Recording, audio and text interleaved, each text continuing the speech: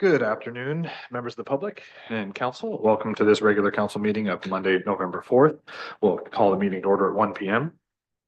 We'll begin with the land acknowledgement. We respectfully acknowledge that the Township of Kapamonaghan is located on the Treaty 20 Mississauga territory in the traditional territory of the Mississauga Anishinaabe people.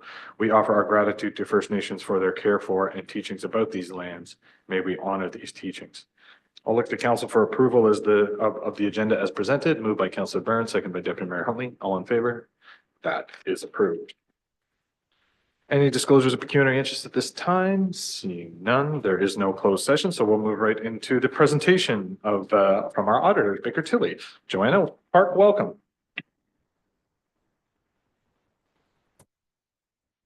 Thank you very much. It's to hear me that loud. Do you want me to stand back? Okay, perfect. Sorry about that.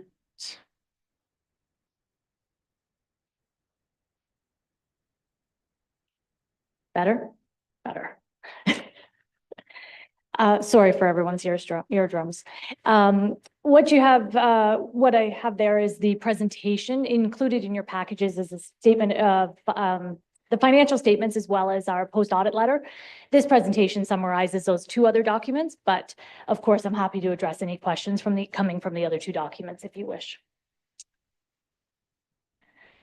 We start with the independent auditor's reports. Although it's 2 pages long, this is the most important paragraph. It's the second paragraph within the auditor's report, and it's our opinion paragraph. It says, in our opinion, these consolidated financial statements present fairly in all material respects the financial position of the township at December 31st, 2023. So a couple things there. We do talk about consolidated because they do include the operations of the libraries as well as the BIA. And then we talk about Canadian public sector accounting standards, which is what you as a municipality are required to follow, which this year required 2 accounting policy changes, which we'll see as we go through the slides here. But it is a clean auditor's opinion, so that's important for council to note.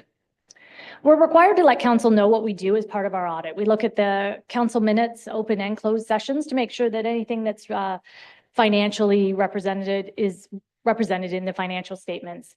We do lots of substantive testing. We do random sampling. We do analytical review. We look at management's estimates to make sure they're reasonable. And we look at the main systems. We look at the money coming in, the money coming out, and adjusting journal entries as well. We look at the controls that are in place, and if we have any recommendations, we would bring them to management as well. This year, we didn't have any. We're happy with the strong controls that are in place. The audit is complete, pending council's approval of the financial statements. And then there's a few other things. We ask management to sign a representation letter to represent everything they've provided us and that they've given us everything to do our audit, as well as the legal letters. We ask the lawyers to confirm that there's nothing outstanding so that we can assess whether anything needed to be recorded in the financial statements or disclosed in the financial statements. So once we get those all back, then we'll be able to finalize the financial statements. No significant difficulties encountered during the course of the audit. There was no change in the initial audit plan, no disagreements with management during the course of the audit. And as always, we've become accustomed to getting excellent cooperation from management and staff during the audit. It is a pleasure to work with your team here for sure. Obviously, we're a little later than any of us would want it to be today, being into November.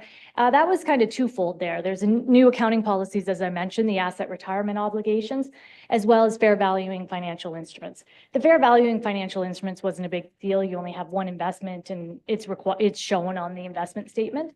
But the asset retirement obligation took staff and a team a little bit of time to kind of get that together, required getting consultants out to look at the buildings that you have and to see whether you have any asbestos there in the buildings and how much it's going to cost to remediate that asbestos if you so wish to. There's no requirement. This is an accounting policy. There's no requirement to do anything with that knowledge now that you have it, but it is a requirement, unfortunately, to put it in your financial statements. So you'll see that as we go along.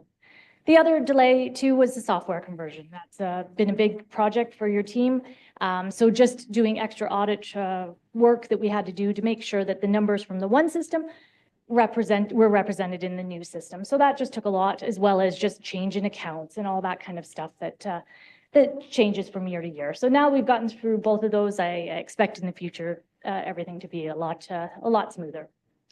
And at the end of the audit, we didn't have any uncorrected audit differences. So what that means is when we go through our audit, We look for any differences between how it really, we would think things were recorded versus how they were recorded.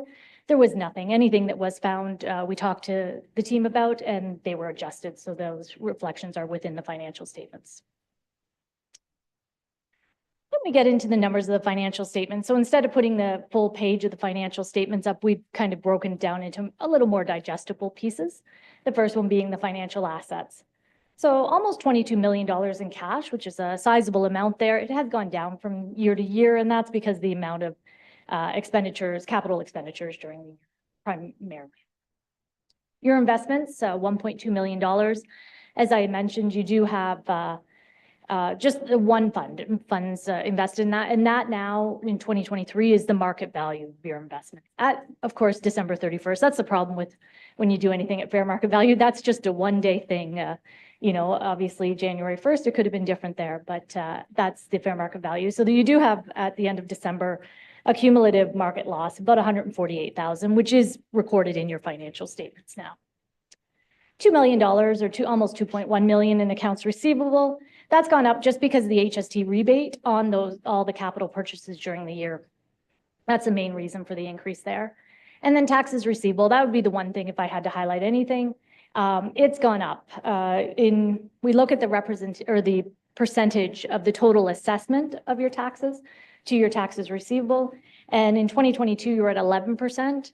And in 2023, you're at 15%. So it has gone up there. The ministry likes to see it below 10%. So if I had any recommendation, it would just be, you know, kind of concentrating on the collectability of the accounts receivable. I have no issues that that's not a real receivable balance. It's just getting that money in the door. This just shows a, you know, kind of graphical representation of what we just talked about. And you can see the green being the cash, just the change there over the years. And because cash is so large, it's kind of hard to see the changes there for the other financial assets. And financial liabilities. The first one being accounts payable and accrued liabilities. So this is invoices, expenses that related to 2023 that weren't paid at the end of the year. And because of all the capital and the timing of the invoices, that's why you see the increase year over year on that first line there. The obligatory reserve funds, this is your development charges, your parkland and your Canada Community Building Fund, or your old gas tax, if you will. That's gone down because of the use of the development charges. So in 2022, you had about almost $1.2 million in development charges. And at the end of 2023, you only had about $469,000. So you were using some of those development charges that you've collected to spend on the various capital projects. Your deferred revenue other, $485,000, that's OCIF funding that you've received that you just haven't spent and can spend in future periods. Your employee future benefits payable, that's an estimate of how much it's going to cost health and dental benefits for your staff when they retire. The idea being that you kind of expense it as they're working, and then that's the future liability once they retire. Long-term debt, nothing new there. That's your water and wastewater 3 debentures that you have, $6.6 million. And then the asset retirement obligations, that's the new line this year. And that's the estimate of how much it will cost to remediate that asbestos in your building, $740,000. That was done by a consultant. And of course, that's only if you decide to do that. But the handbook section or the accounting policy was a requirement to estimate that and put that on your financial statements.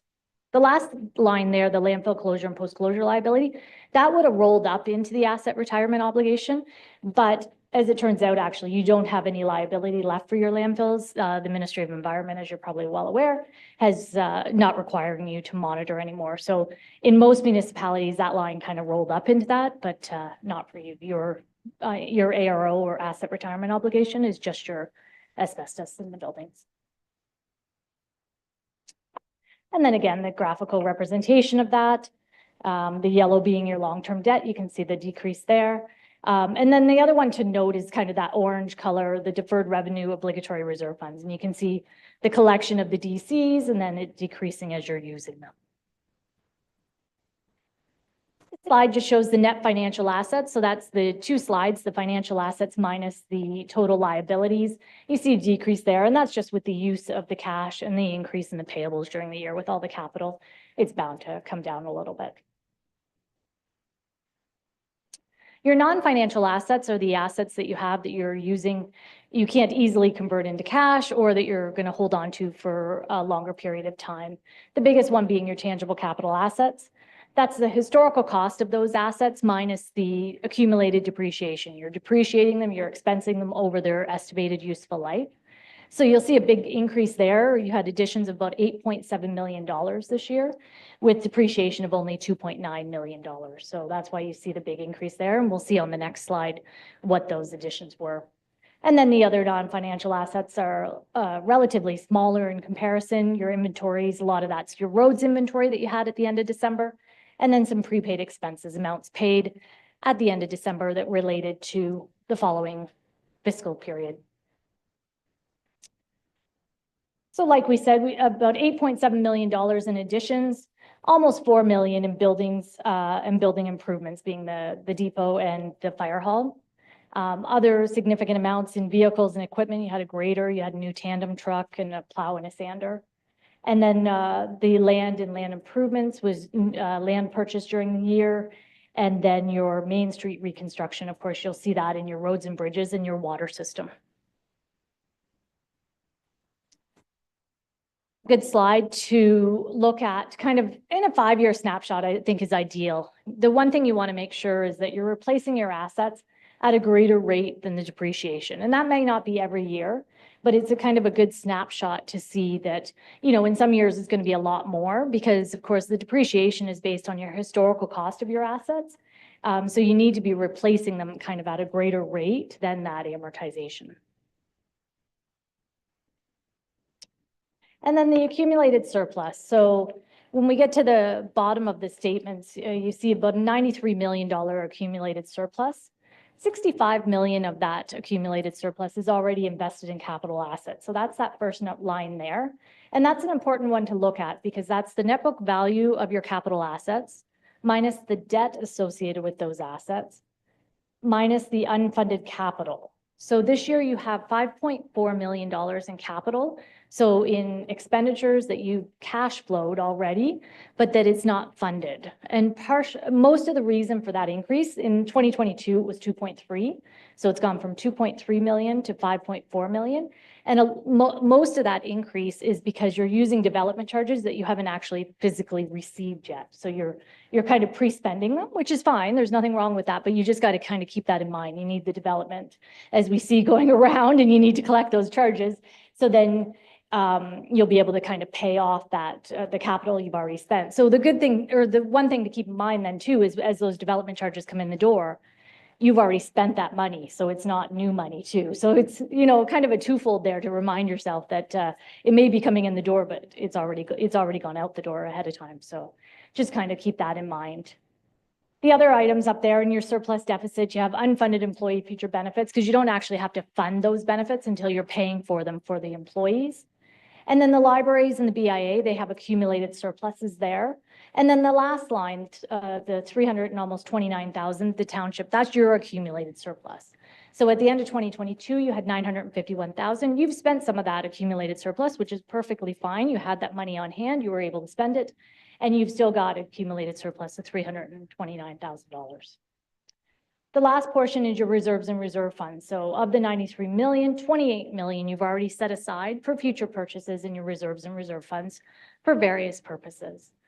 You'll see the nice increase there in your future capital line as well. It went from 16 million to 19 million. And these are items I'm sure as you get into budget talks that you'll be talking about how much do you need in that. Next slide just shows the change there, and you can see obviously council's motivation there, or your work on increasing that future capital line there, the increase there. I quite often get asked, is this enough reserves? Some people will say that maybe that's too much, maybe not. But in total, as I mentioned, you have $28 million in reserves. And the big thing you need to look at is your asset management plan. What are you going to need in the next 10 years? What's going to be coming due, whatever. And one thing I've had a few municipalities talk to me about is they look at their total capital, and how much is the cost of my total capital? So your total capital is approximately 118 million.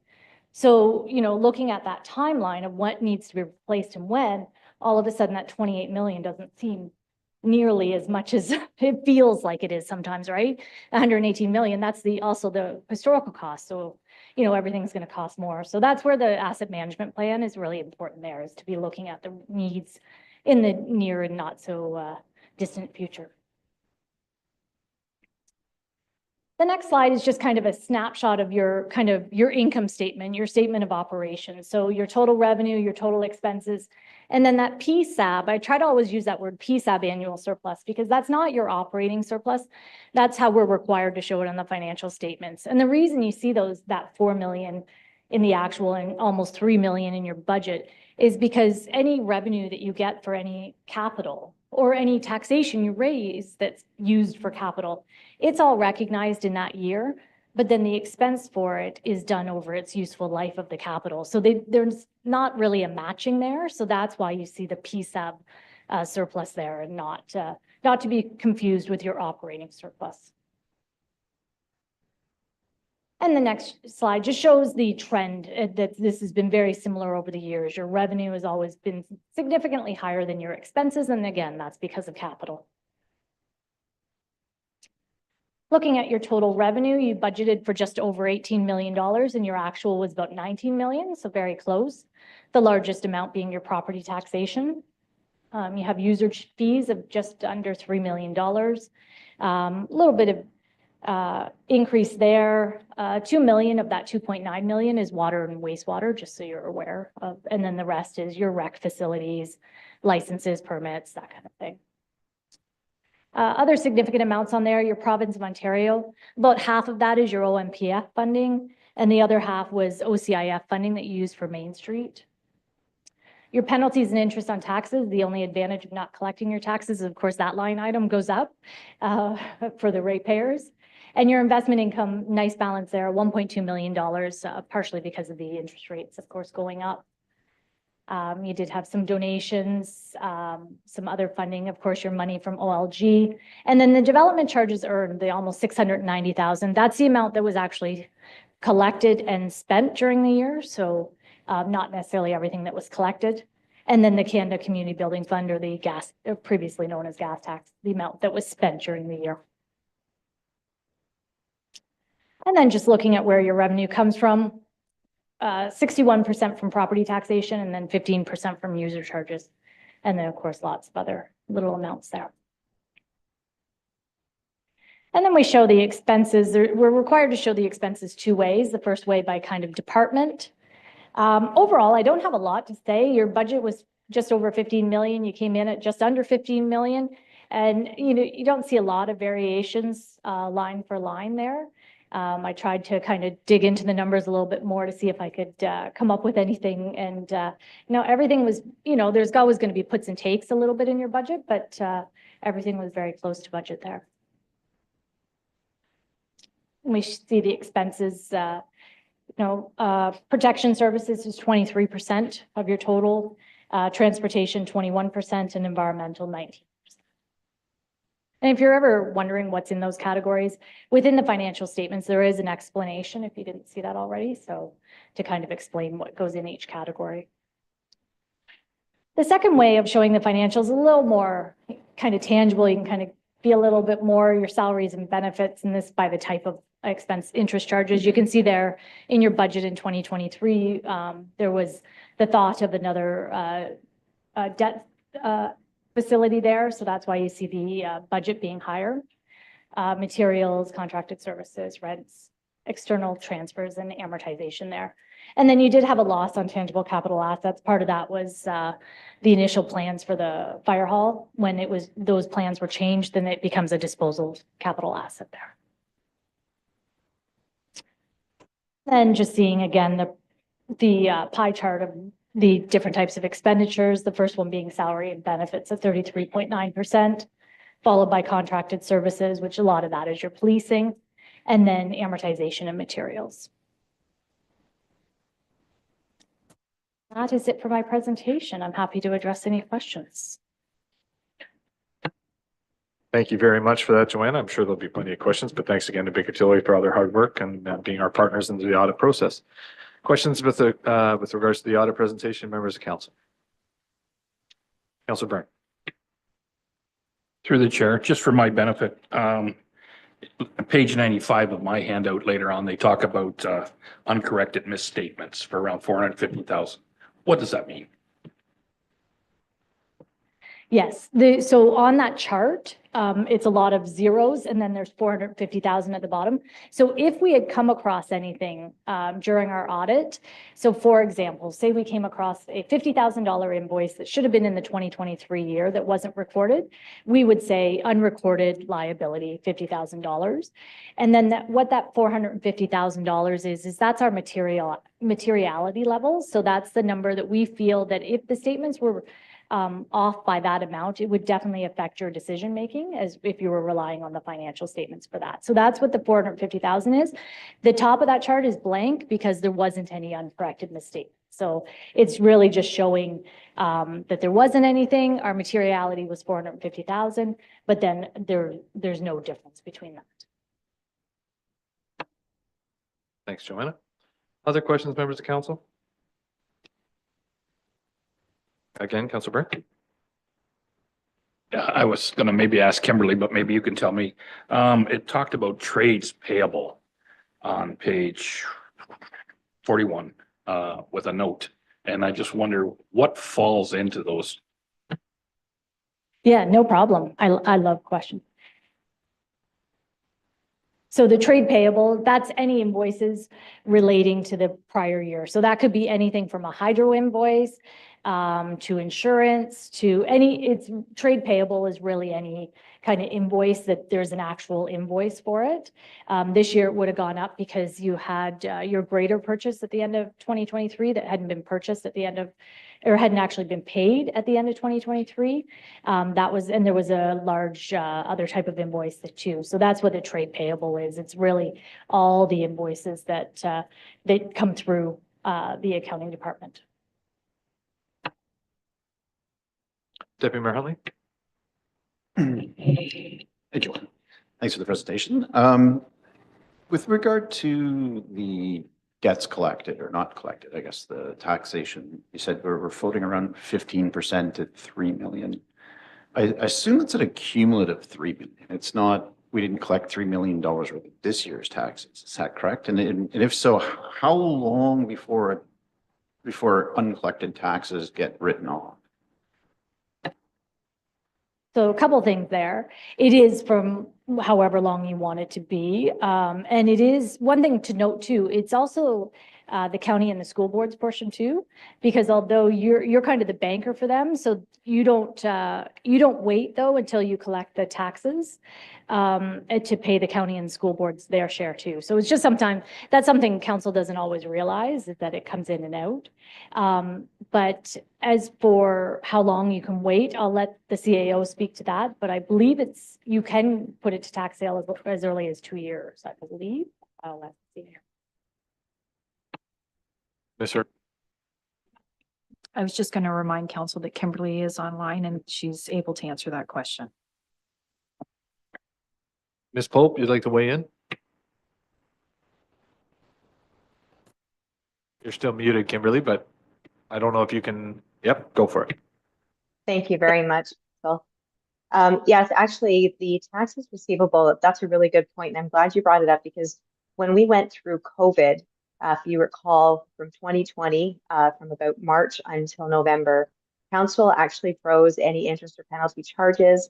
And then we restarted the process. And so that it wasn't an undue burden on residents, we started from the beginning as if that was day one of default on payments. So we went through the process, applied our collection policy.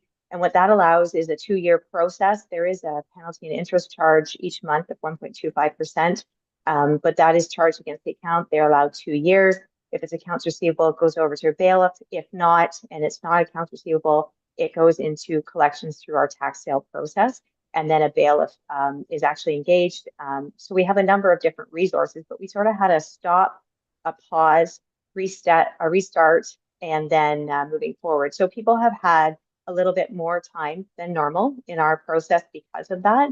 But our process has not changed. So the moment that we restarted it back in November 2020, we started right from the very beginning, but it gave everyone a brand new clean slate. So we're seeing a lot of payments come in through tax sale and bailiff that are happening, and as we send them out. So it's not something of concern, but we can definitely see that trend is different than what we've seen in the past, and it's primarily for that pause and restart that we did. Thank you for that, Ms. Pope. A follow-up, Deputy Mayor? Through you, Chair. So I guess my question then is that the 3 million represents basically 2 tax years worth of uncollected taxes? Is that correct?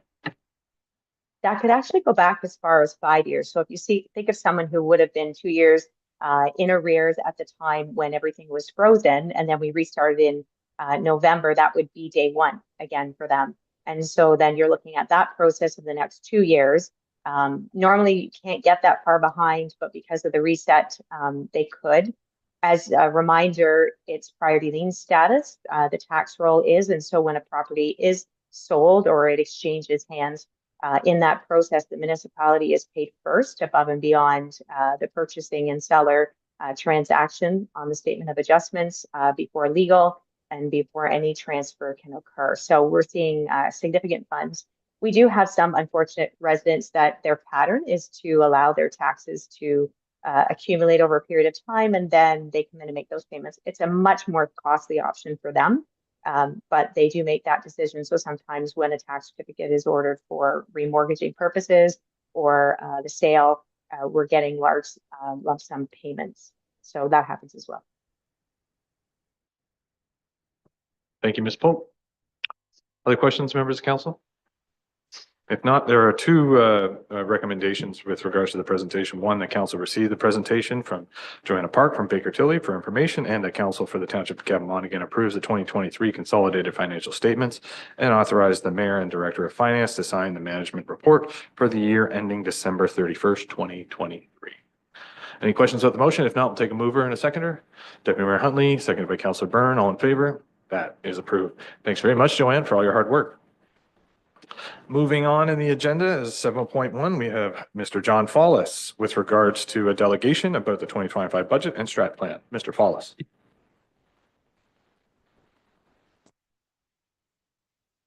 Thank you, Mr. Chairman. I'm a little bit nervous about this. I'm quite out of practice, but we'll have a shot at it.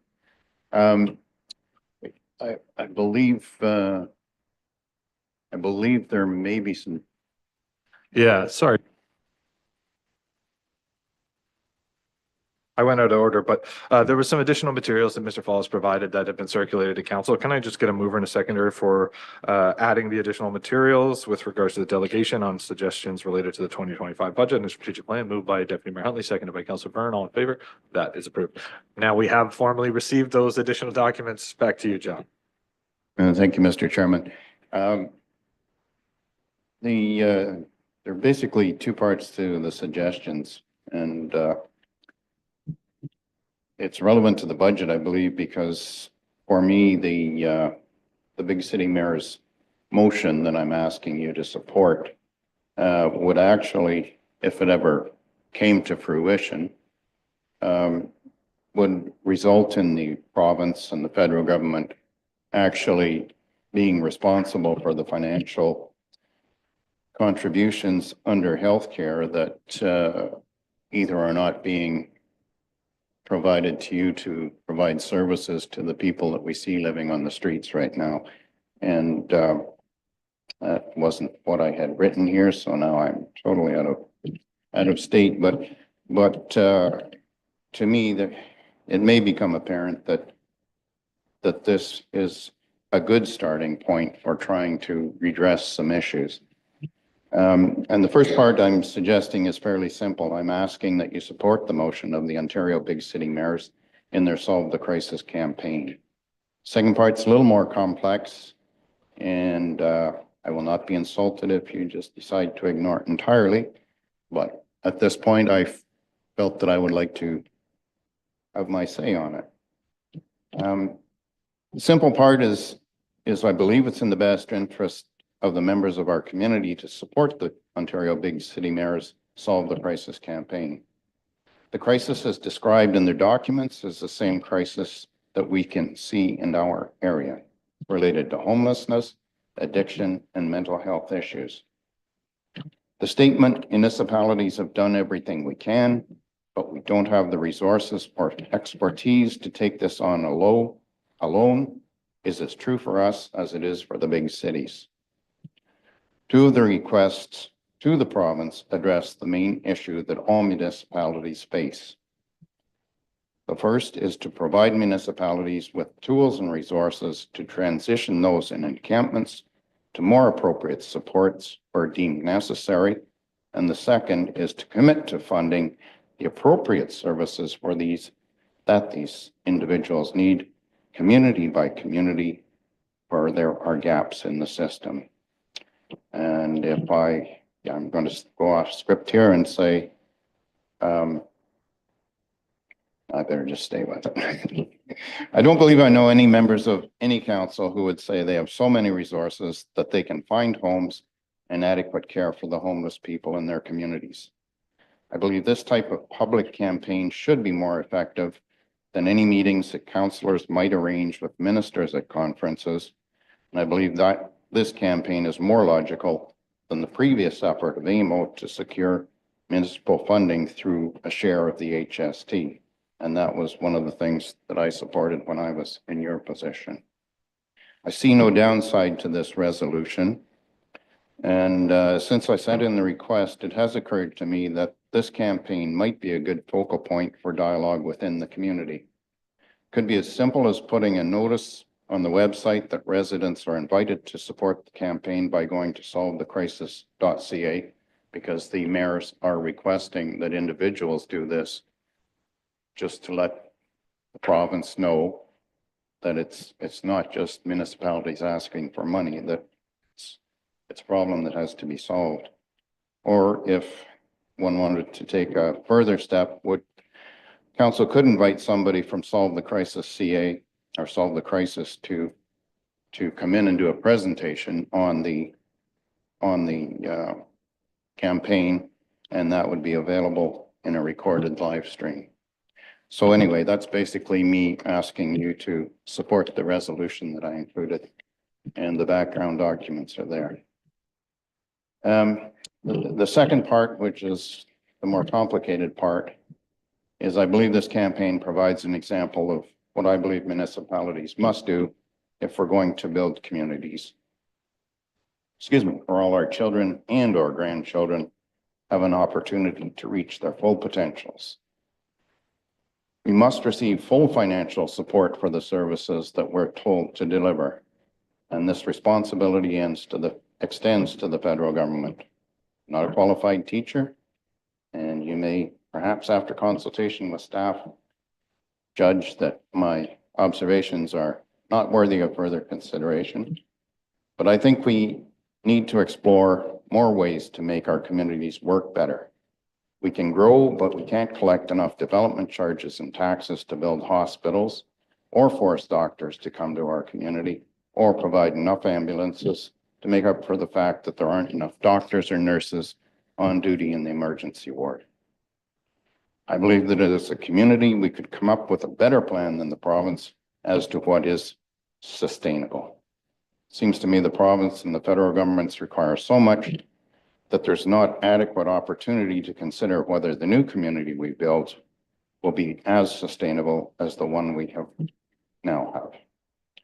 I wonder if the province had considered the difference between Millbrook and Kawartha Downs for costs for water and sewer services when they asked the cabinet to grant the MZO.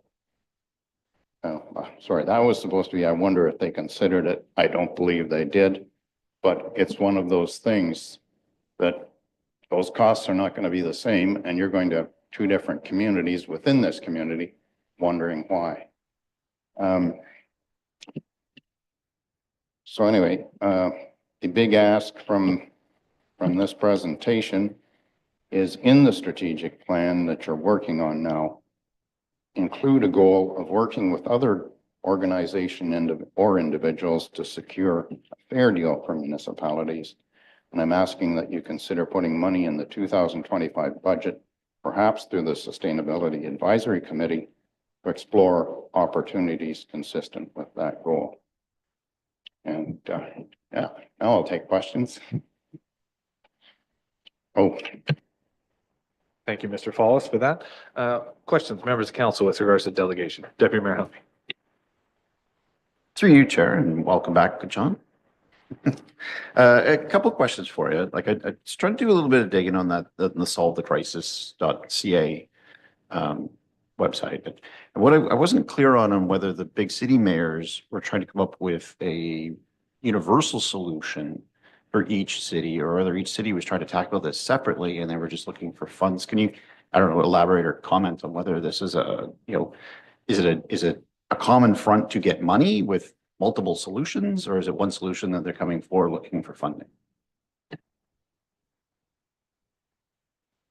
my perception of it is that what they're asking for is adequate money to do it community by community, as opposed to doing one here, one there. And I think what they're talking, that there may be up to 100 communities or 10 communities, but it's not going to be consistent across the province. And it's kind of like when we were able to get a nurse for offloading at the emergency ward. And apparently you have just accomplished that now. I'm not sure whether we needed to, or whether the program stopped, but it seems we get pilot projects, but then we never actually provide enough money to provide the service across the province. And if municipalities are willing to pay for it out of property taxes, then the things will happen. And if they're not, things don't happen. And we see what we see when we're in Peterborough. Sorry. Was there a follow-up conversation? Sorry, a question, Deputy Mayor? Second question, different topic. And it's with regard to the funding that you're requesting to go to the sustainability committee for your sustainability type activities. Did you have a dollar value or figure in mind, or a percent of total, or how do we derive that number? There. So the answer is no, I did not have a figure. I think this is going to be 1 year of trying to figure out even what directions and who to work with, whether, and your staff are far more qualified than I am. And it may just be a pipe dream at that, but I just don't see that, we've talked about, I may get into a rant here for just a moment, but then it might sound more natural, but I have heard things stated in the course of my life, like we're going to cut taxes, make the GDP go up, and we'll have enough revenue to collect taxes for healthcare and education. And I have lived long enough to see that has not happened. I've seen various situations where federal or provincial things are to be done. In my brother's case, it was a bridge to be replaced in Brighton, or near Brighton. And although there was a 2-lane bridge forever, well, not forever, for as long as I've been there, they decided to replace it with a 1-lane bridge. Now, to me, that indicates that our government is not operating fairly. I can't imagine that there are going to be less people there, and yet somehow the government cannot raise enough funds, and this is the federal government, to maintain what they had.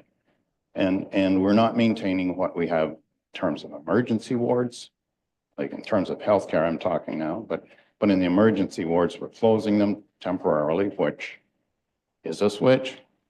And in the education system, teachers without EAs, bigger classes, and with the inclusion, which I believe is a good thing, they've got more challenged kids than they did certainly when I was in school, probably when you were in school.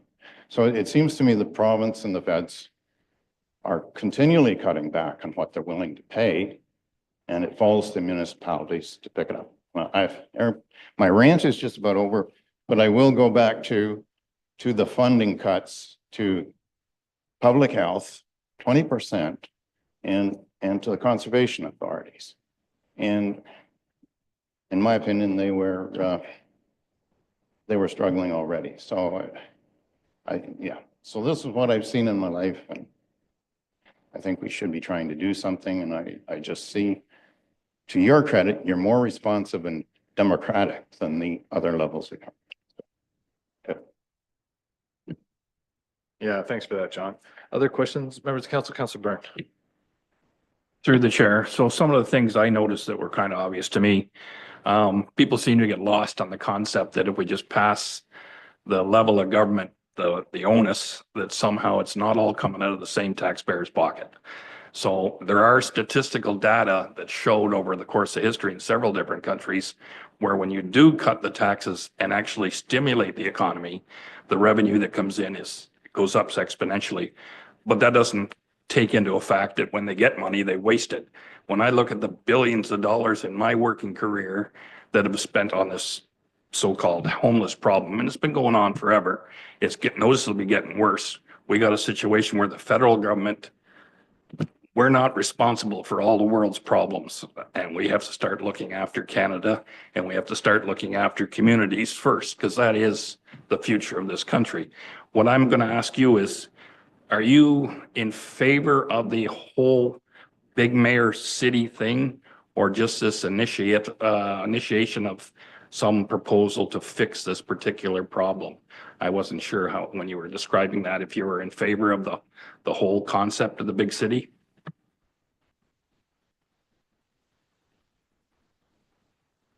Thank you for the question. So as I've seen it explained, well, I've seen it explained by two different groups of big city mayors now on TVO. And the first ones we're talking about, about trying to deal with addiction and trying to do diversion from jail and not having beds for 6 months before people could go there. And then when they came out, there was no follow-up. There was not adequate follow-up to provide an alternative. So it doesn't really matter if you're addicted. You get cleaned up, you go to jail, and then you've got no home. But the odds are not that great that you're going to be any better off. So from my standpoint of what the big city mayors were saying, they were saying if money has not been invested for so long that the problem has gotten worse.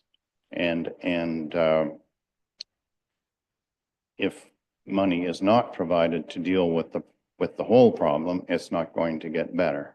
So from the standpoint of, am I supporting the concept as I read it here? I'm supporting that. When the premier came along and said, give me the tools to do it, meaning the big city mayors should ask him to use the notwithstanding clause to overrule the Charter of Rights and Freedoms that said they should stop bulldozing the camps. That's my words, not his.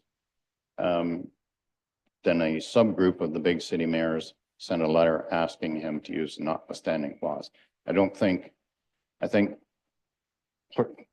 taking whatever property people have away from them and kicking them out of what little bit of a home they have, only to try to find another home when there are no homes, I don't think that's the solution. So yeah, I would say give this a try first and find out just how much money the province is willing to actually put in. Councilor Natcha? Thank you through you, Chair. A few of my questions already have been answered or asked by the other councillors. I do appreciate and want to thank you for coming in, and just more of a observation of an opinion on my end. I think that it would be a benefit for council if we were to have a delegate, as you suggested at the end there, from this, either do a Zoom presentation. I think that would be very advantageous, that we could kind of hit harder on a couple more questions, and also allows us to do a little bit more research on this independently. But thank you. Thank you. Other questions, members of council? Councilor Byrne? Through the chair, just one observation that the more bureaucracy we get in all these programs, the more money gets wasted on the bureaucracy and less on the actual effective help that comes, that's needed, right? And our community hasn't been affected near as bad as Peterborough or even bigger metropolitan areas. But I look at the fact that Peterborough just spent over probably close to $4.5 million in the last couple of years trying to house 50 people. And I look at that costing and think about how much it costs me to run my household or my kids to run their household. And it just seems totally out of whack with reality. So I don't know if this initiative, when you get to that level of the provincial government trying to dictate things, if they really have a plan that can actually function.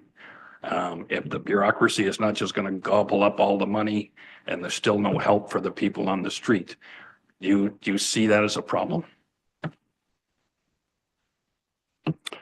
Well, I guess I'm not a fan of unproductive bureaucracy. I guess, so from my standpoint, if we could control the bureaucracy as well as we can control the spending at this level, you know, as I can come in here and dig as deep as I want into the finances of this municipality, when I guess my best resolution is if I can get somebody to ask the financial accountability officer to do an analysis of what's the benefit of taking $3 billion and giving each of us $200 versus taking that $3 billion and trying to actually build facilities, which I suppose wherever they're built, there will be some benefit to the community in terms of the people who build them. I think the problem is we've underfunded the people who could have helped some of the people who we see homeless in Peterborough now, if they had been adequately diverted, if there'd been adequate help. I was talking to a nurse who expressed frustration at trying to deal with homeless people and just had to quit because she was helping, but there just wasn't the follow-up.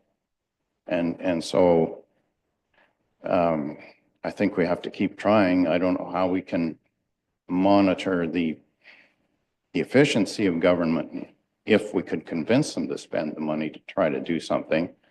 But I will say that I don't know what we called it in Canada, but I know from about the time I was maybe 18 or so, there was this war on drugs in the United States, and yet they spent a lot of money and they didn't accomplish anything there. So I'm not in favor of that kind of bureaucracy. I think we're in agreement on that part. I think, do I think we could do better? Do I think that the province could do better to help municipality? If province, my understanding is for homelessness, for example, and affordable housing, that's something we do at the county. And we can provide pretty efficient administration for that, but we cannot come up with the cash to build affordable houses. So I guess technically I would say give that to the AHAC in Peterborough or whatever it is. And, you know, somehow the feds in the province to brief with on how much money that would be. Yes. So do I think this is more hopeful than what I'm seeing being done now? Yes, I do. And do I think the fact that municipalities are standing up to the province and saying we can do this efficiently, but we can't do it without money? I think that's probably true. So that's about all I got for you there. Yeah, and thanks, John. And there's a lot of moving parts with the full diversity of the subject matter that are being covered by the Solve the Crisis thing. So for for a few contextual points that you're right. I'm happen to be on the board of both Peterborough Housing and Peterborough Health, so I can tell you about the funding inadequacies there. And there's a lot of complications in the bureaucracy, especially from that housing has to deal with regards to checking boxes. But it also, I think it merits knowing that Ontario is the only province where social housing is a municipal priority. This has all been downloaded from the province. Every other territory and province has a provincial jurisdiction over this subject matter, except Ontario. So this has been a download. The PHC has inherited the infrastructure from the previous existence when it was a provincial responsibility. They've inherited those facilities in the condition that they're in. And obviously a lot of them, just like most of the infrastructure that was once built by the feds or a combination of the feds and the province, whether it's, water infrastructure in communities across the province or housing infrastructure across the province, all of that existed and was kind of nearing sort of that 20, 30-year life cycle where, probably by 50, it was going to need to be entirely replaced. And that's put a real burden that I think the city, who is the manager for the Peterborough Housing Corp, other than the board seat that I hold, they're having a real hard time trying to fund the refurbishment of all these buildings that were downloaded, in addition to trying to build or in competition with trying to build the new housing for the more, precarious cases, or just the more volume of housing that is needed in the current iteration. So there's a lot of moving parts and a lot of participants in, and I think what speaks to sort of where you're coming from is the conversation that I'm sure is going to be even louder at Roma this year, as it was kind of building steam over the last few years of the conference, for a reevaluation of the funding model between the province and municipalities across the province, right?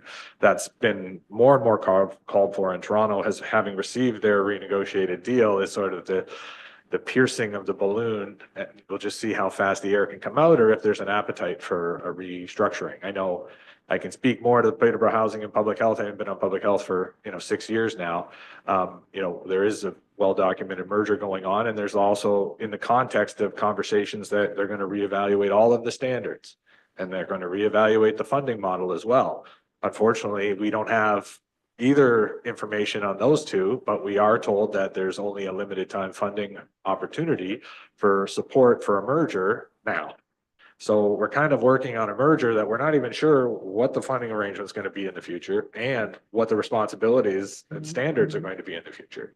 So it's kind of fishing in the dark or fishing backwards, throwing the worm in and then trying to hook it, put the fish on it or something like that. I don't know what the expression is, but when it comes back to what you're asking for, I think that the county just last month passed a motion advocating for support for the big city mayors and what they're promoting. So what my suggestion would be to council is that we ask staff to bring back that motion, because I think it's important to be harmonious with, our local partners and agencies. I know the warden is vice president of the Eastern Ontario Wardens Caucus, which is kind of a similar branch of the big city mayors, that they do their own advocacy for Eastern Ontario and the regions within there. So I think I don't know if the warden, I know they've done and represented Peterborough County at the different delegations on this subject matter to date. I'm not sure if they submitted for one for this current Roma conference or not. Or I know there was a discussion at AMO as well last year. So what we could do is also check in and see what our partner organizations like the county, what's on the docket, and is there continuing motion going forward beyond the support of the sort of what's been before us and what's been kind of asked for municipalities to do. When it comes to the funding, I think maybe what makes sense to me is, that advocacy is just cost of doing business. It's what we do when we go to these conferences and have these meetings and send emails and letters to the various bureaucrats above us about these issues, whether it's housing, whether it's homelessness, whether it's addictions and funding required for it from a municipal standpoint, or the, like you said, the offload delay issues that we finally got funding for. Unfortunately, most of the funding, especially for public health, is grant-based. So there's no ability or requirement for them to hit any sort of funding level other than what they deem appropriate in the given year. And we've seen, especially in public health, I think it's, and this, having served on the board before I did, is that, there's been, up until now, over the last 20 years, there was only a 1% and a 2% increase in provincial funding. That's not year over year, that's 2 different years of increases over a 20-year span. And that's why you get into this situation where you have 80% of the costs associated with our local public health unit being salaries and wages, because you can't afford to have the salaries and wages for the people that you need to distribute the services.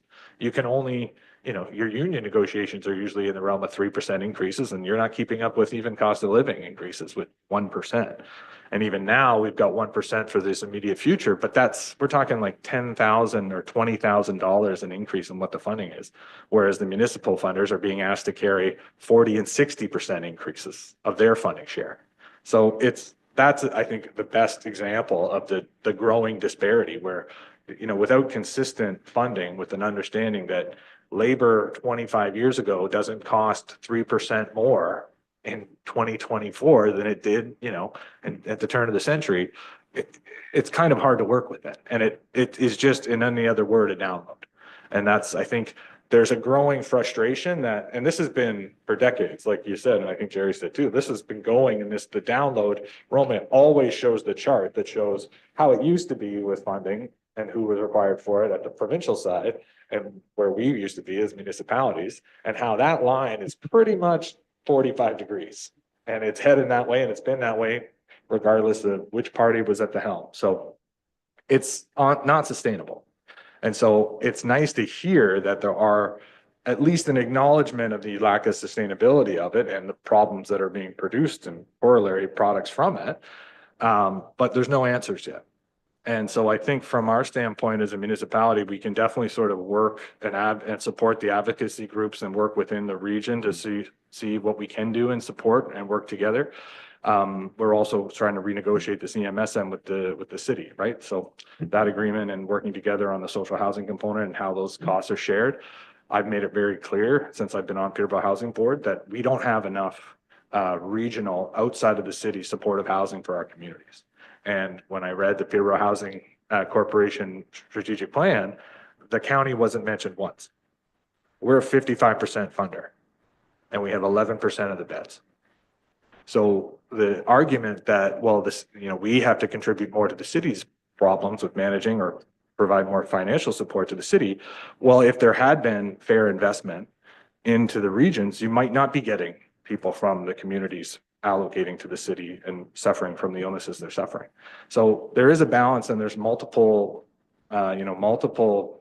shells on the table and multiple marbles to juggle within them, that's for sure. But I fully support the advocacy, and maybe it's something that the sustainability committee can just add to it. I don't know if there's a financial requirement, because there isn't for the advocacy. We have within our budgets to go to those conferences and try to get these meetings if we want. But I think we're better to support the larger associations that carry more water than this small township of Cabmonaghan.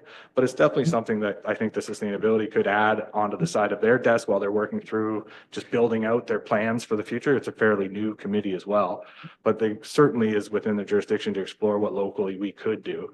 And I think that is really what I see as the most pragmatic approach to moving forward. But I wanted to give you a chance to sort of giving you a lot there, but you gave us a lot too. So I got my rant, you get yours out of the way. So I just want to float that to you, and then I'll float it to council and see if we're in agreement, if that accomplishes what you're asking today, because it's not exactly what you're asking for, but I think it's in the true nature and within our jurisdiction, it's kind of the role we can play. Did you say that the county did pass a resolution supporting the motion? So that's good news to me anyway. Thank you. Yeah, it was last month. And so my suggestion is that we bring forward that same motion. I don't think it's verbatim exactly what you said, but I think that's because of the rural nature of our community. And I think it was unanimously supported by county council, so we can bring that forward to this council and see if there's any questions, and then we can do that at the next meeting. I don't think there's anything wrong with that because the ink's dry on it. It's all been approved. So we could do that and advocate for that moving forward. And then I'm not sure if we need anything else with regards to sustainability. I think Deputy Mayor can take this conversation and sort of weave it into whatever, focuses they're working on, but understanding that if there is local, that's a part of the jurisdiction of that committee to do that sort of work. So, and they are coming forward with requests for funding at the budget for those sorts of projects. So they'll probably need some time to do that rather than just putting money in aside for something that we don't know we require it for. I think at this time, it makes sense to support the advocacy and leave it to the committee to sort of see what locally we can do, if that's in agreement. Any questions about any of that, members of council? So just to summarize then, so what I'm suggesting, so the motions would be that we receive the presentation or the delegation from Mr. Paulus, and that staff be directed to bring back the county council motion regarding supporting the big city mayor's advocacy to the next council meeting for council consideration. Ms. Hurley, you seem perplexed, but no. Ms. Hurley, okay. Any questions, members of council? Any issues with that motion? If not, we'll take a mover and a seconder. Moved by Counselor Natchez, seconded by Counselor Edgerton. All in favor? That is approved. Thank you very much, Mr. Fallis. Nice to see you again, as always. Minutes. Moving forward, 8.1, we were looking for a motion that the minutes of the regular council meeting held October 21st, 2024 be approved as presented. Moved by Counselor Burns, seconded by Counselor Natchez. All in favor? That is approved. Minutes from committees and boards, Miller Valley Trails Advisory Committee meeting minutes of September 23rd, 2024 be approved as presented. Moved by Counselor Burns, seconded by Counselor Natchez. All in favor? That is approved. And the minutes from the Emergency Management Program Committee meeting on October 17th, that the minutes be approved as presented. Question with regards to the minutes, Counselor Burns? Through the chair, please. I just looking at that. It was all done prior to our changing over systems between Bell Canada and the fire system we had before. I just wondered if that was taken into effect with this report. I wasn't really sure if how it's going to work moving forward with the responses for this emergency plan, action plan. No.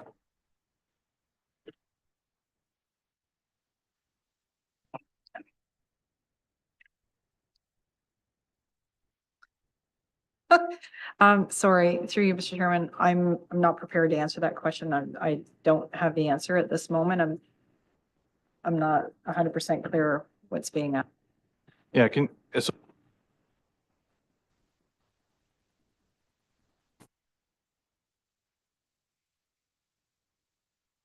my turn.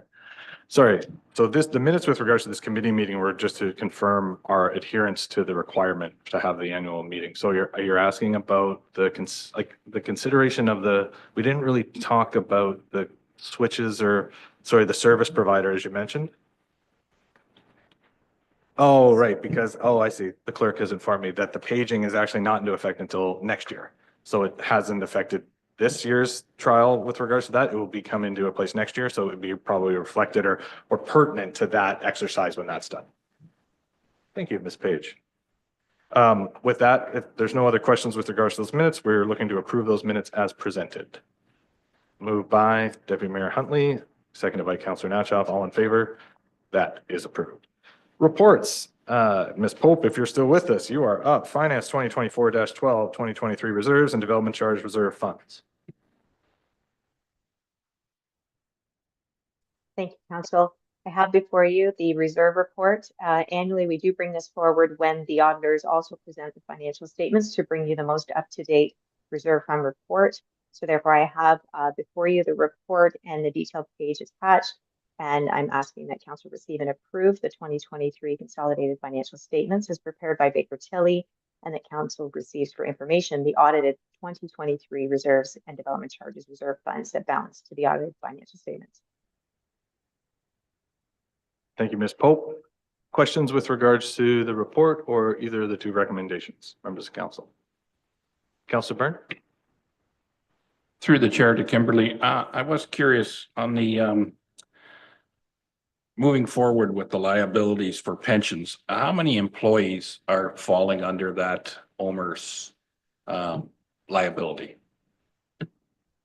So if I may, just for clarification, we don't administer OMERS. We pay the premiums as the employee is working with us. According to the payroll, they also match. That's a separate fund that's managed by OMERS. That's not us. If you're talking about the liability, we do have to have a look at our post-retirement benefits in our personnel policy.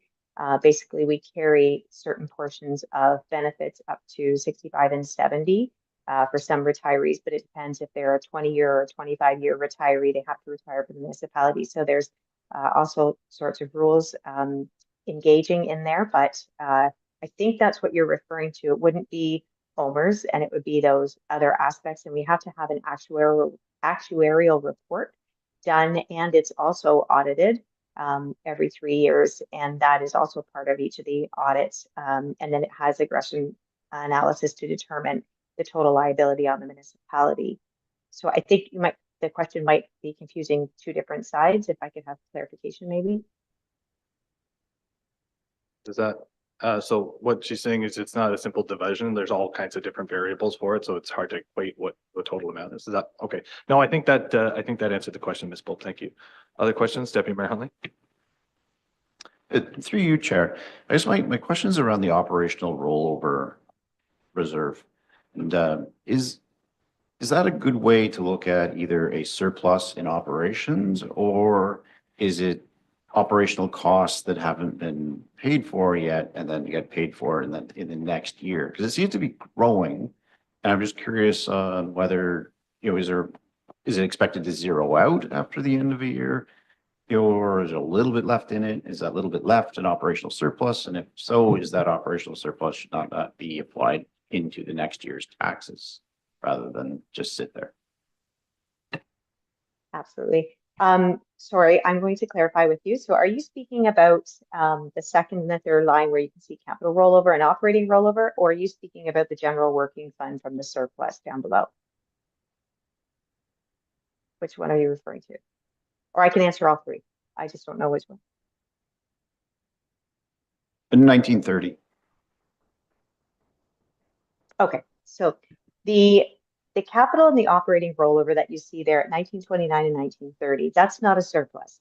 What happens there is at the end of the year, there's a project that we're partway through that you have approved, and we're not going to go out to the municipal taxpayer and say, we need additional funds next year when we do not.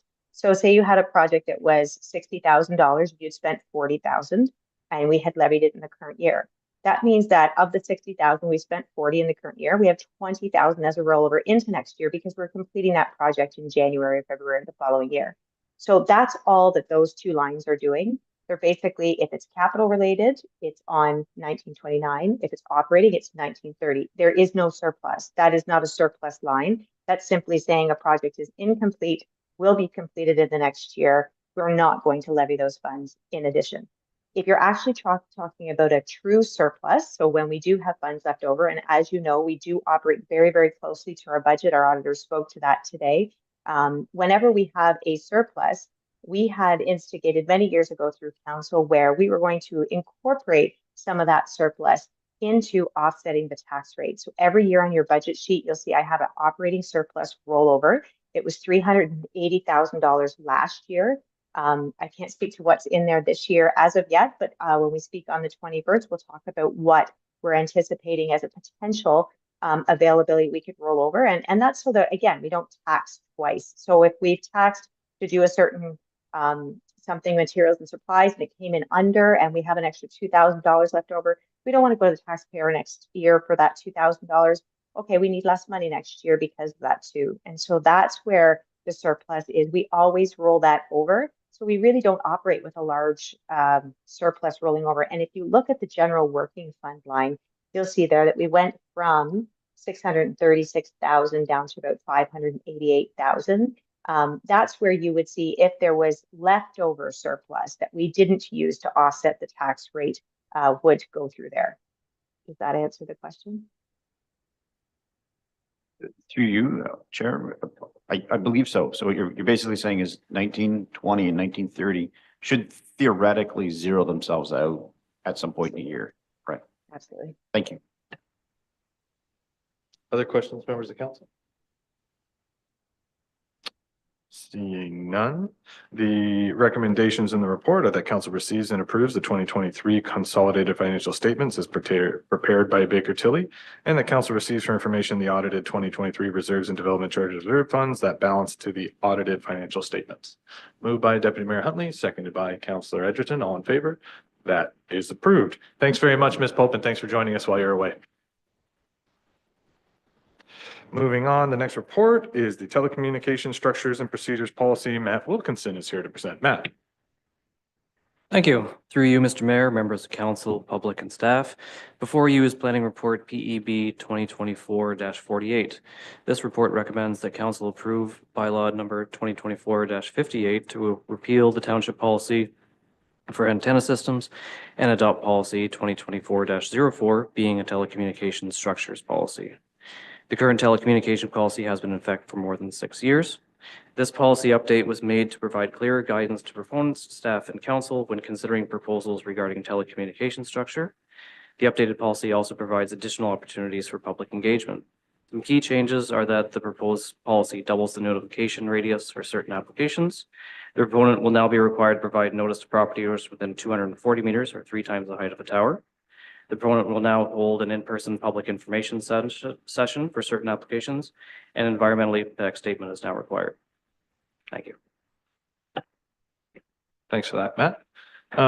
I had one or maybe two questions just to clarity. So I think glad to see that and I think your report, I should commend you as well, because it really encaptured some of the conversations from the previous council meetings where we talked about this.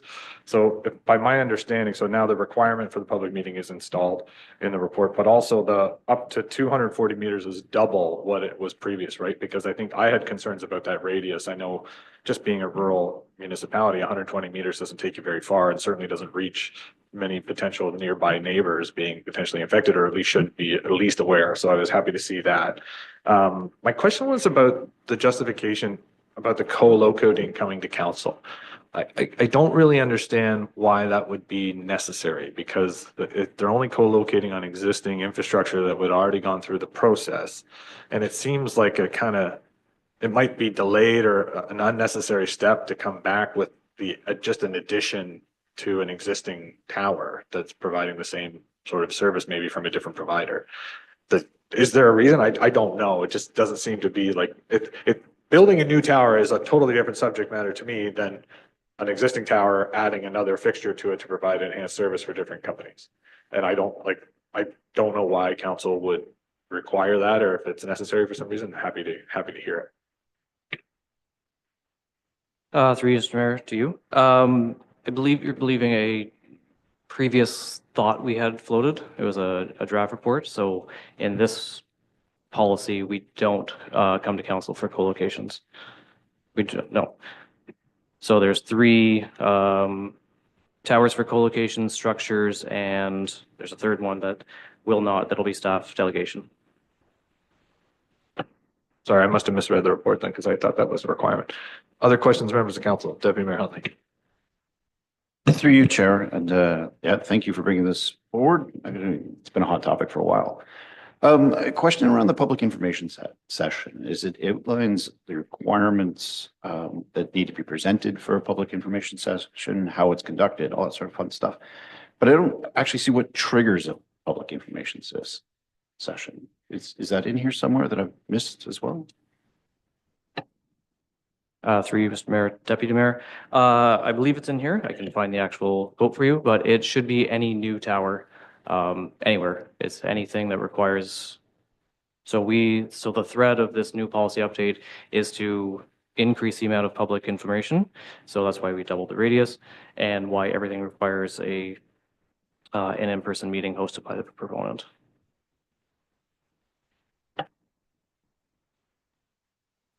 Other questions, members of council? Councilor Byrne? Through the chair to Matt. I'm looking at this, we're talking less than 1,000 feet for this new distance, right? The 240 meters. If you're doing something on your personal property, that may affect a couple of neighbors, but these towers are going up to such a height that the number of people that are going to say they're impacted, even if they're not, is dramatically more than that short distance. And I get it that you're multiplying by 3, whatever the height of the tower is. And to the mayor's point, I thought it was always part of the contracts on these towers that once they were initiated, they were allowed to increase any tower by less than 25% in the first 10 years without coming back and making any more notifications to the community at all. But I think that's a very limited this distance, even though it was increased, for the amount of impact it's going to have on the number of people living in the area. It just seems small. And the other thing, I didn't see a lot of difference between this bylaw and what we had before, really, as far as we're still stuck to the fact that it's a federal jurisdiction. We're voting on concurrence. It doesn't seem to have any difference one way or the other. There was some mention of concurrence in here for the cohabitation and extensions of height, but does it have the same impact to who we concurring to? The federal program again? Through you, Mr. Mayor, to Counselor. Yes, it's still the same federal program. We're still following the same rules. This policy update is to generally provide more of a checklist format so that when we do come to concurrence, we can say that we have contacted X number of people, we've heard the concerns. So the public information session will be available to everyone, not just the people in the 240, but they will just be the ones who will get a letter in their mailbox. It will be on the township website, so it will be widely known that there is a opportunity going up and that they can have a say in it. But to your point, no, there's only limited things that they can comment on that can actually influence the federal concurrence program. Okay. I guess Councillor Byrne, the only thing that you kind of mentioned so maybe I'll ask it this way, Matt. So is it within our jurisdiction? I know that we used, I think it was the 3 times was the 120 in the previous. So do we have, where we do have flexibilities or controls, is that circumference or radius an area that we have unfettered control over? And then I guess the only thing to council would be, if not 240, then what? I mean, because you have to come up with a number at the end of the year. So like, I mean, 240, the policy gets renewed every 5 years, doubling it makes some sense. But like when I was happy with 240, you could go online and draw a radius on Google Maps. And I was like, well, when I use one of the recent towers examples, you're barely hitting 5 different properties. But when you double it, you're hitting more than double the amount of properties. So it's an improvement, but I'm trying to think of what radius makes the most sense, or is there other precedent or any sort of other rural communities that have maybe a different approach to the radius for circulation? Or like, I'm just, at the end of the day, that's the one number. For A, do we have autonomy over it? B, if we do, are you comfortable with that expansion, or do you believe with the rural nature and some of the interest around, with neighbors, et cetera, around receiving that, direct mail information? Are you confident in that, or is there another number you'd recommend? To you, Mr. Mayor, the default, so if you just take the federal guidelines as a default, then they trigger at 120. The regulations do give municipalities the ability to set whatever consultation process you want to have. So typically it is 120 across most municipalities. Blue Mountain is one that has 500 meters as an example. But to your point, where is that line in the sand? I think that with the public information centers and with the township website, that if people are engaged, then they have the opportunity to participate and have their voice heard and be aware of what these developments are happening within the community. So the only other thing on that I was wondering, and maybe if it's in here, I apologize because I must have missed it. But in addition to, I mean, I'm used to be in the flyer business. It's, there's no guarantee that you get a letter in the mail and you're going to see it. And amongst all the other things you get, I guess it's slightly lesser now, but what about requirements for public posting in proximity to the site or anything like that? Do we have unfettered ability to require, I'm thinking like a 4x8 sort of signage to let people know just in their passing by and amusement, that because like I said, because of the people aren't as focused on the mail as they used to be, and that medium for circulation isn't always as effective. So I was wondering if that's a potential opportunity to incorporate. I know we probably should have brought it up sooner, but the report's before us today, so I thought I'd ask. Through you, Mr. Mayor, yes, council or municipalities have the ability to set whatever consultation process they want to have. We'd have to take that back and consider it. I'm not sure. Councilor Byrne? To the chair, to that point, I think I remember back when we had these discussions about the last possible tower going up, that it was supposed to be published or posted in the libraries in the community and different businesses in the community as well. And then when I look back at just the other night there, when we did the Monopoly night, the number of people that didn't seem to know what Monopoly night really meant, even though we did put it on the internet, we did put it on the Facebook, we did put it on all that, the turnout kind of, yeah. Yep. So I guess the question is, so the recommendation, the report's before us, if someone, I mean, we can make amendments. It is I think we understand now. I didn't understand it till now that we do have some controls over this. It's not it doesn't have impact in the end outcome, obviously, because it's federally regulated, but I mean, 240, it's double what it used to be. We can try it and always come, like, or if people feel strongly, we can make an amendment to it now and approve it so that it's in place. Otherwise, until there's another policy, the policy exists as it was, not as it is. So we do need to approve a policy so that it's in place to move forward with, and it should be what this council, we were bound by the previous policy that none of us in the previous two councils would have been privy to, but here we are today. So this is the time to speak up and make a recommendation and debate it and figure out what those amendments could be. Councillor Byrne. Through the chair, so if I read this properly, most of the onus, most of the cost goes to whoever's proposing whatever they're proposing. It doesn't put a burden on our local economy or our local budget at all.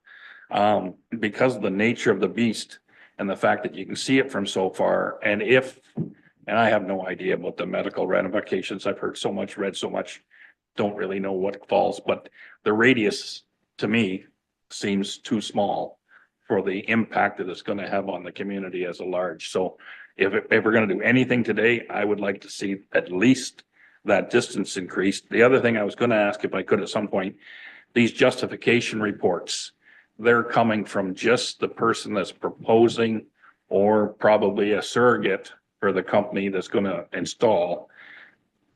How do we verify those justification reports to say the information they're giving us is actually valid and up to date? Through you, Mr. Mayor, to you, Councillor. We can look at a distance increase. There's no reason we can't open that up again. The verification process happens at the federal level. So their engineers will double check those engineers' reports.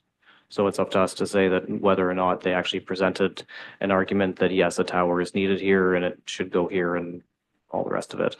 But then the actual math and heavy lifting goes on at the federal level. Okay, so if it's not sorry, Deputy Mayor Hunley. Through you, Chair, like you touched on something I think is, could be quite important. And as you said, people don't necessarily read their mail, read the flyers, that sort of stuff anymore.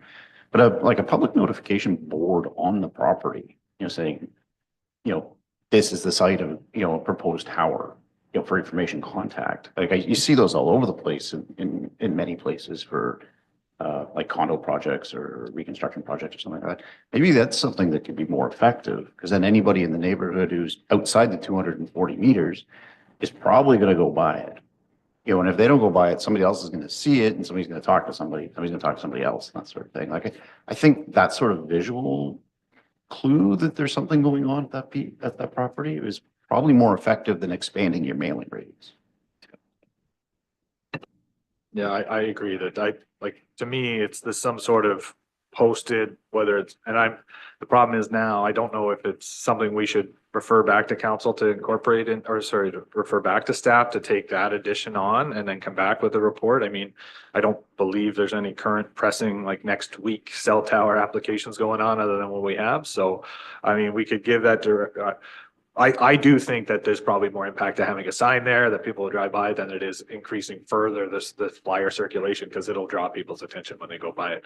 So maybe some language out of something that the expectation is some sort of like no smaller than a 4x8 posted on the property line facing the clear nearest street, be added as a component to the publication or the public notice, and that to be erected at least 30 days prior to the public consultation meeting, because if you're going to have information about it, it shouldn't go up 5 days or 7 days before the actual meeting. So I think that would be a requirement that would make sense. Councillor Byrne. Through the chair. So to that note, I've always been a big advocate of signage. I have no problem with that at all. But in the case of the last one at the end of Carmel Line, putting a sign out the end of a dead end, 1.5 miles off the beaten path, fails the point. So if you can incorporate something in there that you mentioned the main road, if it gets out somewhere where the people that are traveling actually get a chance to see it, but there's just an example of how poorly that concept would work if you just stuck it on the location.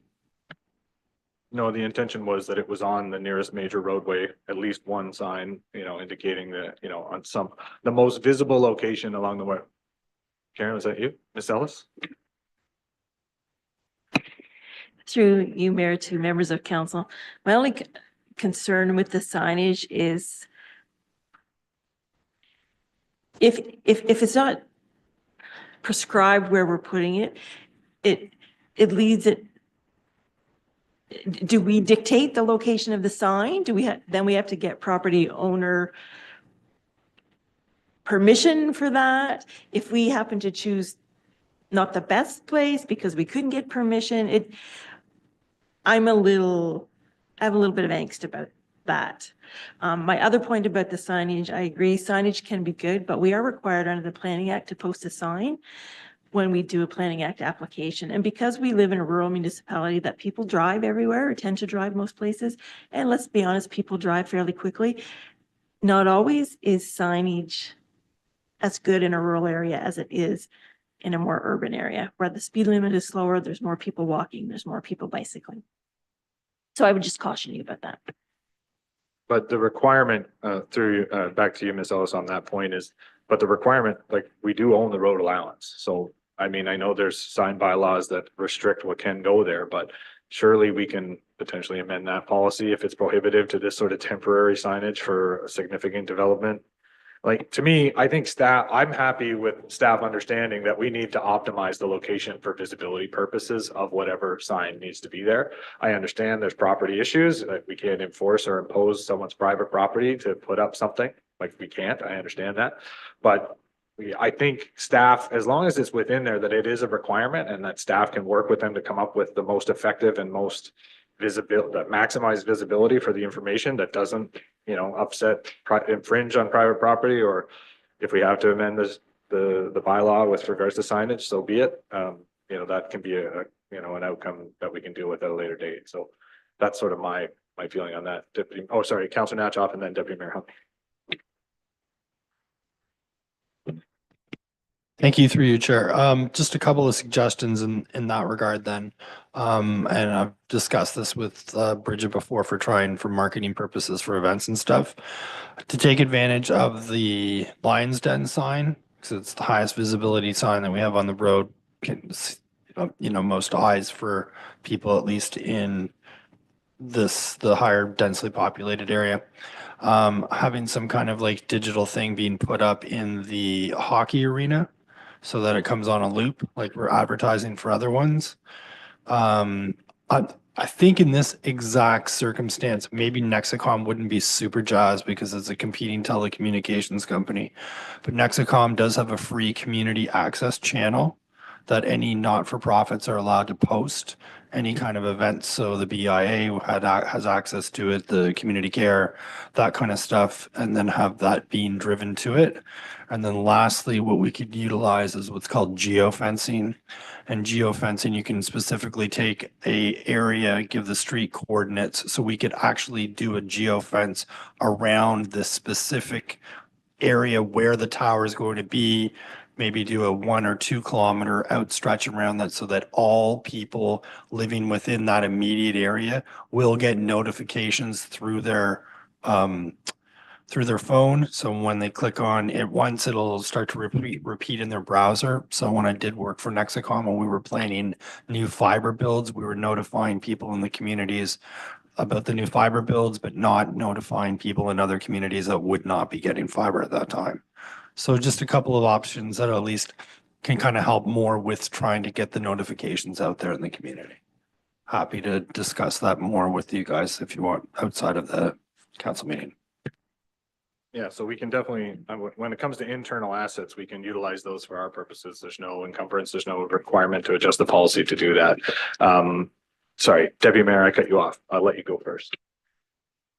To you, Chad, I don't think you cut me off. I was queue jumping there, so. But, I guess back to the signage point, these property owners are allowing the antennas to go up on their properties. So putting a notification on their property really shouldn't be a big stretch. And again, as far as visibility to the sign goes, I think by putting a sign on that property, I don't think we need to put them everywhere. I mean, it just identifies, very clearly where which property is affected by an antenna going up. But those are just my thoughts. Thank you, Deputy Mayor. So we've talked about a few different things. I think there seems to be, Ms. Hurley, would you like to address some of the conversation before I? Through you, Chair, just a question, if I understand, I think what we'll do is if council's in support, we'll defer anything on this this report at this time. However, a takeaway would be that we come back and take a look at some signage. We'll have a conversation about that internally and how best to do that. I think we understand the gist of what you're trying to accomplish, and that's fine, no problem. One thing that I would look for or seek council's direction on is regarding I mean, we're proposing 240, but for us to come away with 240, we're going to come back with 240 unless you give us some other direction. If you want 300, if you want 500, I'm not sure, but maybe we could have a discussion about that. And so therefore you could provide staff a clear direction on that. Okay, Deputy Mayor. Through you, Chair, I think again, we've doubled the radius that it is required. I think 240 is as good a number as any number. Again, if you break it out to 500 or a kilometer or whatever, that's just excess mailing cost, and the odds are people aren't going to really read their mail anyway. So I think 240 is as effective as anything else. Other comments with regards to the 240, because that's the number we need to come down to. Councilor Byrne.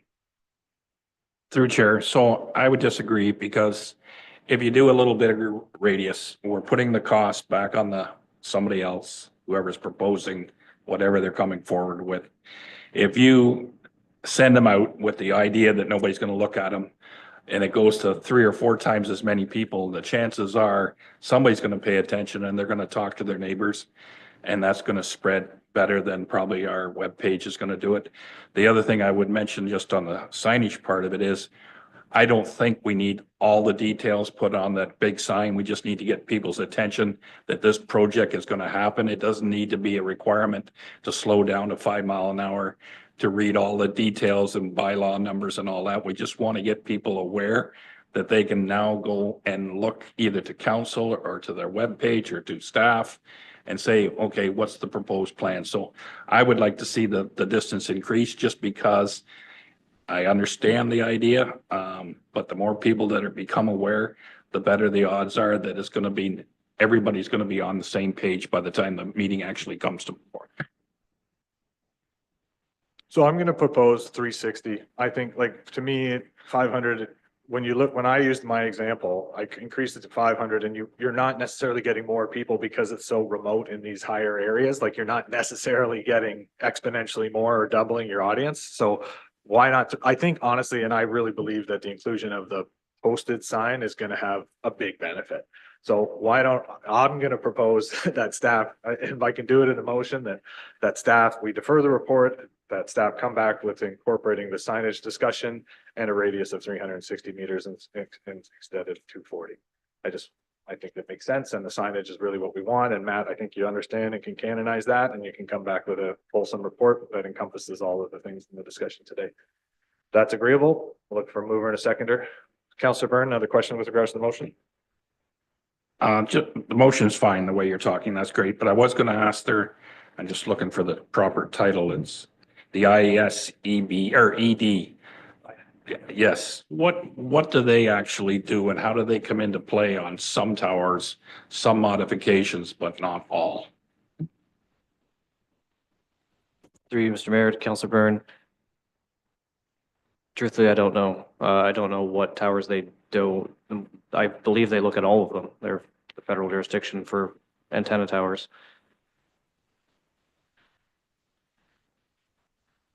Sorry, that's the exclusion. The exclusion section of the policy are ones they don't have to come to municipalities for concurrence.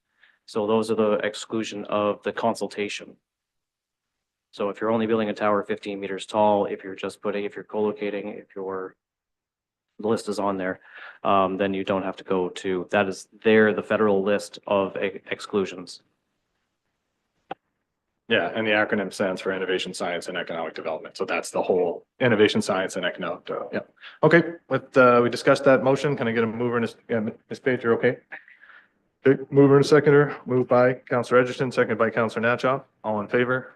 That is approved. Good discussion, Council, and thanks, Matt, for the report, and we'll look forward to that coming back. Council committee verbal reports, any with regards to committees and boards updates? Counselor Edgerton. On October the 28th, we had a emergency meeting called to deal with some budget stuff for Mr. Hack. Thank you, Counselor Edgerton. Oh, I see. Yep. Any other updates with conservation authorities, Anaraska, Orca, Kawartha? Counselor Natchoff? Thank you. Through you, Chair. We had the Millbrook Valley Trails met last week, and we have finalized our budget proposal that will be presented to council on November 21st. Thanks. Thank you. Seeing no other reports, can I get a motion to receive those verbal reports for information? Counselor Byrne, Counselor Natchoff, all in favor? That is approved. There is no general business. There is no correspondence for information, no correspondence for action. The bylaw number 2024-58 being a bylaw to oh, sorry, exactly right. This bylaw will be deferred, so we're not approving that today. Excuse me. Thank you, Ms. Page. There is no unfinished business. Any notices of motion? Seeing none. The confirming bylaw is bylaw number 2024-59, being a bylaw to confirm the proceedings of the meeting held November 4th, 2024, be read a first, second, third time, and passed this 4th day of November, signed by the mayor and the clerk, and the corporate seal attached thereto, moved by Councillor Byrne and Councillor Edgerton. All in favor? That is approved. Lastly, a motion to adjourn today's meeting. Councillor Natchoff, Deputy Mayor Huntley, all in favor? That is approved. There's a list of upcoming events. Most notably, I wanted to draw attention to the Millbrook Royal Canadian Legion holding the Remembrance Day service on November 11th at 11 a.m. But come earlier if you want any proximity to the event. The next regular council meeting is Monday, November 18th at 1 p.m.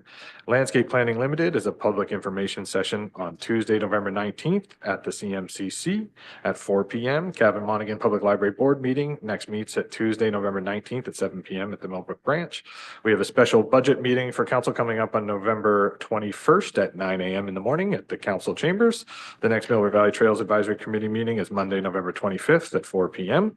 And Peterborough County's 911 on local healthcare town hall meeting for Cavan Monaghan residents is Monday, November 25th at 7 p.m. That is also at the CMCC. Hope we can see you at some of those events and have a good afternoon. Take care.